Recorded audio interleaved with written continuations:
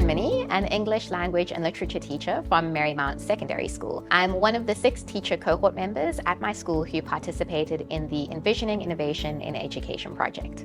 Through my innovation story, I hope to encourage other educators to engage in documentation and reflective practice. Using these practices can support us in making sense of new teaching strategies for innovation.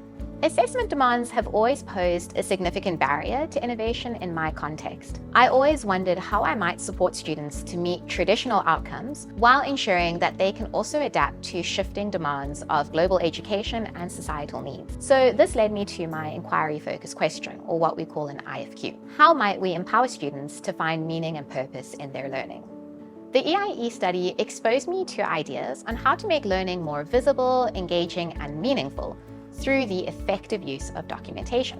This helped me make sense of new concepts, evaluate what I was doing, identify which strategies were suited to my context and focus, and make connections between innovation and exam demands. For example, when experimenting with design thinking in my English lessons, I engaged students in a See, Think, Wonder activity and documented their thoughts and puzzles. When reflecting on students' thinking, I discovered that their initial disinterest in the work was because they couldn't see how it connected to exams. They were actually curious to try this new learning style, but felt nervous about the impact on their grades.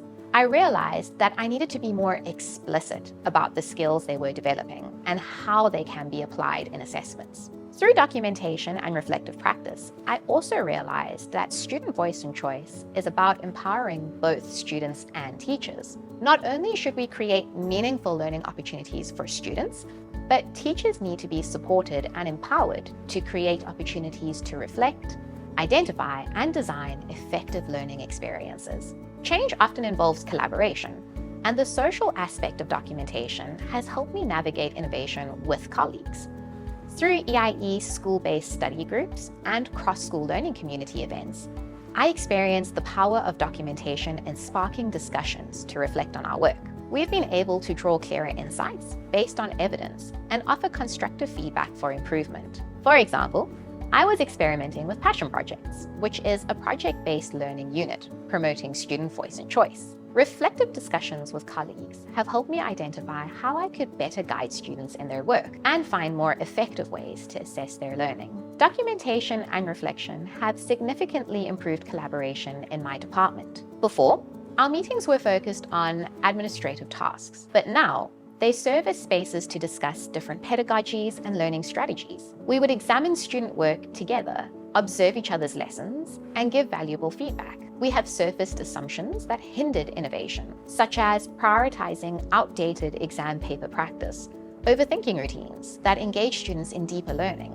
Uncovering our biases has enabled us to better understand students' challenges, interests, and learning needs, empowering us to innovate in a manner that aligned with school goals.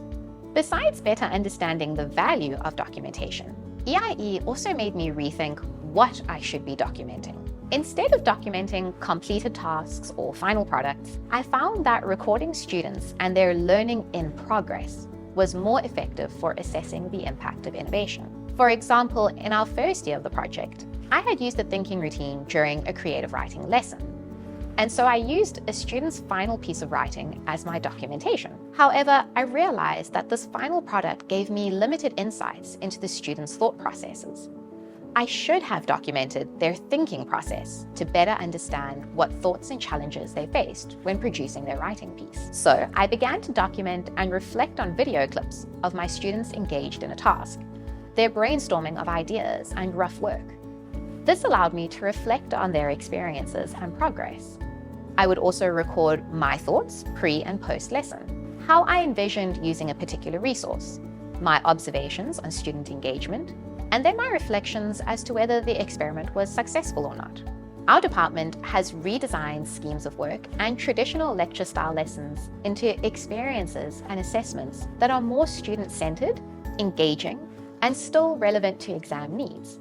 Students have expressed that this shift in teaching style made them feel inspired, as they had a chance to try something new and find the right tool for learning for themselves. They appreciated the freedom and choice that they were given. As a department, we've even introduced the practice of documentation and reflection to our students, and started using it as a method to assess student learning. I believe that there are 3 elements needed to successfully practice documentation and reflection: an inquiry focus, persistence, and spaces where dedicated colleagues come together.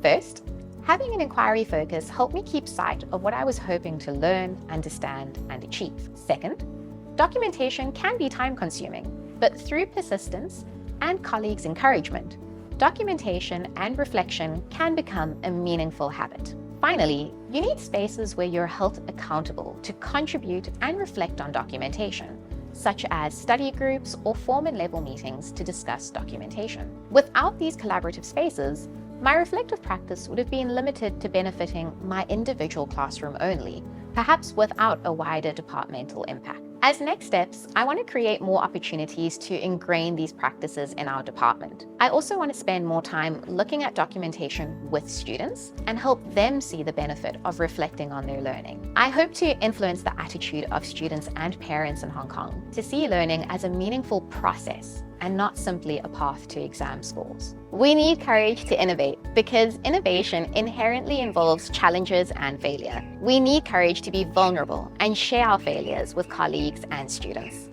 We need courage to persevere and remain resilient in the face of challenges. Innovative pedagogy often clashes with traditional mindsets in education. So if we want to change Hong Kong students' attitudes about learning, we need the courage to take risks and share experiments that might be challenged or rejected by many stakeholders. This is why I believe reflection is so powerful. It helps us use evidence to critically evaluate innovative practice so that we can continue experimenting with confidence.